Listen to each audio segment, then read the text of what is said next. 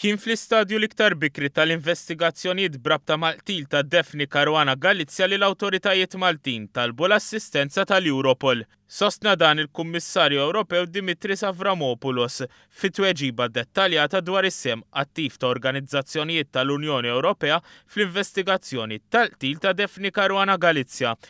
Din id-darba kien membru tal-Parlament Taljan li staqsa dwar is-suġġett b'Avramopoulos iwassal tweġiba dettaljata. Tweġiba li fija żvela li esperti minn dipartimenti tal-Europol intbagħtu Malta biex jipprovdu assistenza lill-investigaturi Maltin.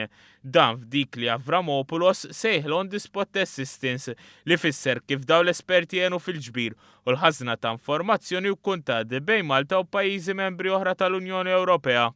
Fil-waqt li semmu oħra fejn l-Europol kienet attiva, Avramopoulos għamilha ċara wkoll li l-esperti Ewropej kienu parti mill-operazzjoni Maltija li fl-4 ta' Diċembru li għadda waslet għall-arrest ta' diversi persuni u eventwalment jinħarġu l-akkużi kontra 3 persuni li huma akkużati b'dan il-qtil.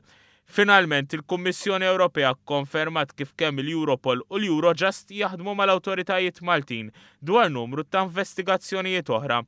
Il-konferma tas-serjetà li mxew biha l-awtoritajiet Maltin waslet fl-istess ġimgħa li l-Kunsill tal-Ewropa qal li ma kienx hemm ħtieġa ta' investigazzjoni dwar Malta brabta mal-każ Caruana Galizia, fejn għal darb'oħra l-awtoritajiet Maltin kisbu l-fiduċja ta' istituzzjonijiet internazzjonali għal mod kif imxew f'dan il-każ mill-iktar serju.